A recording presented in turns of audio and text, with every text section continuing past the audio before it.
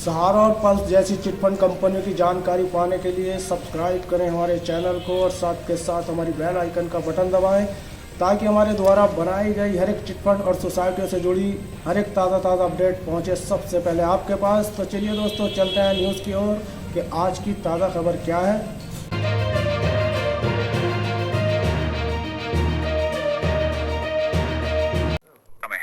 आज के इस एक्सप्लेनर में हम सीधे जमीनी हकीकत और सरकारी डेटा के जरिए समझेंगे कि आखिर इस रिफंड पोर्टल का ताजा हाल क्या है। चलिए सीधे शुरू करते हैं।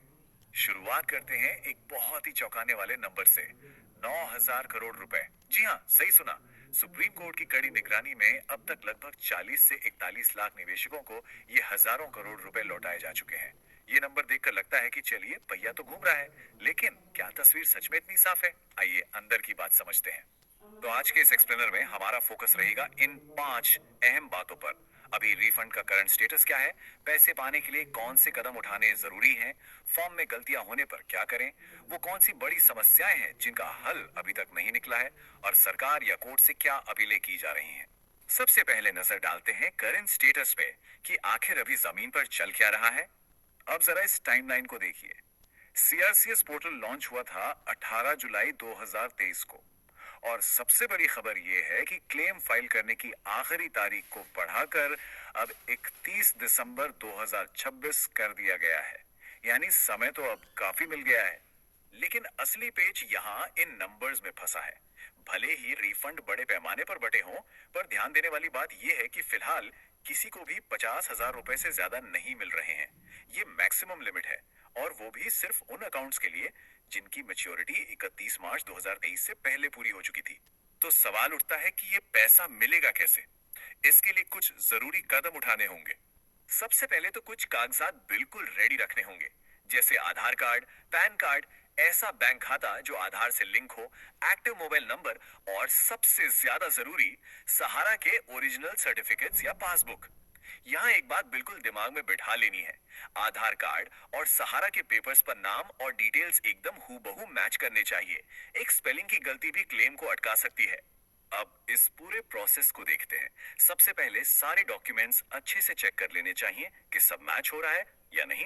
इसके बाद किसी रजिस्टर्ड सीएससी यानी जन सेवा केंद्र या साइबर कैफे जाना बेहतर रहेगा। वहां से सीआरसीएस पोर्टल पर जाकर सही रजिस्ट्रेशन करना है।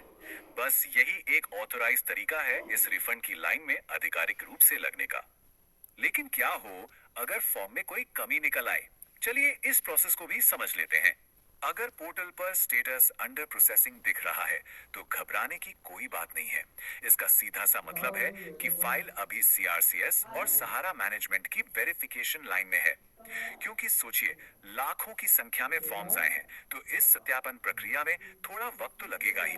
पर अगर स्टेटस में सच में कोई गलती या कमी बताई गई है तो ये 4 स्टेप्स फॉलो करने होंगे।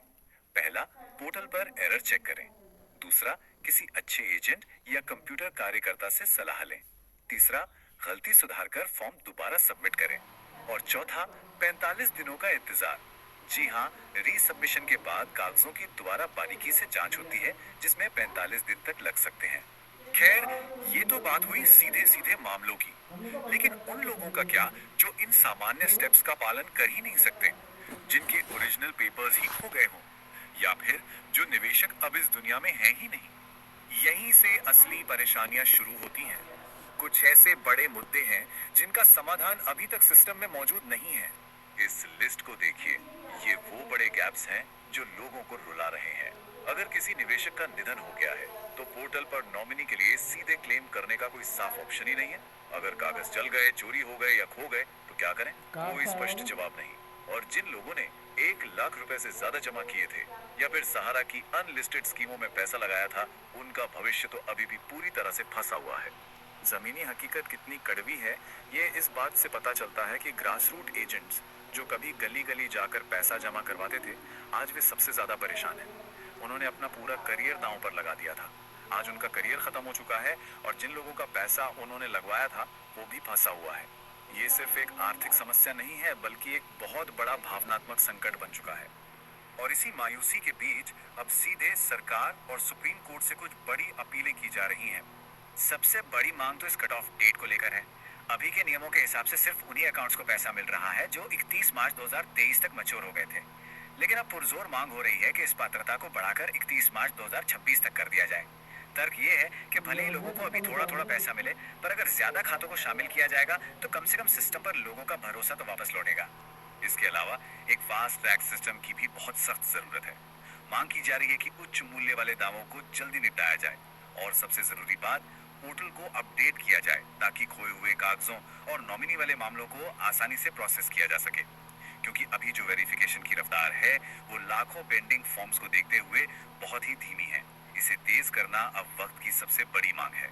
तो अंत में ये पूरा एक्सप्लेनर हमें एक बहुत ही गंभीर सवाल पर लाकर खड़ा कर देता है। क्या सरकार और प्रशासन वक्त रहते इस पोर्टल की कमियों को दूर करेंगे? क्या बरसों से आस लगाए बैठे इन लाखों निवेशकों और एजेंटों को आखिरकार न्याय और पूरी राहत मिल पाएगी? ये एक ऐसा सवाल है जिस पर लाखों परिवारों का आर्थिक भविष्य टिका है और इसका जवाब आने वाला वक्त ही देगा। आज के इस एक्सप्लेनर में हमारे साथ जुड़ने के लिए बहुत बहुत धन्यवाद। सहारा और पल्स जैसी चिटफंड कंपनियों की जानकारी पाने के लिए सब्सक्राइब करें हमारे चैनल को और साथ के साथ हमारी बेल आइकन का बटन दबाएं ताकि हमारे द्वारा बनाई गई हर एक चिटफंड और सोसाइटियों से जुड़ी हर एक ताज़ा अपडेट पहुंचे सबसे पहले आपके पास। तो चलिए दोस्तों, चलते हैं न्यूज़ की ओर कि आज की ताज़ा खबर क्या है।